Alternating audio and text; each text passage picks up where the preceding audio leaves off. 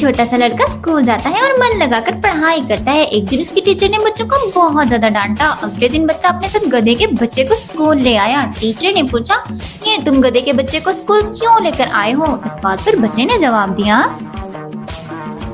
Teacher آپ نے ہی تو کل کہا تھا میں نے بڑے بڑے گدھوں کو انسان بنایا ہے، تو میں نے سوچا اس کی بھی لائف بن جائے گی، آپ پلیز اس کو بھی انسان بنا دینا.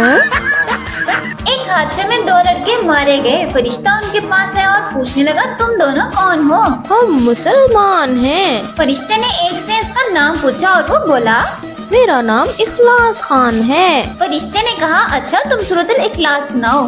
اس نے سنا دی اور وہ بچ گیا. فرشتے نے دوسرے سے پوچھا تمہارا نام کیا ہے؟ وہ پریشان ہو گیا اور بولا نام تو میرا یاسین خان ہے، بہت پیار سے لوگ مجھے کوثر کوثر کہتے ہیں.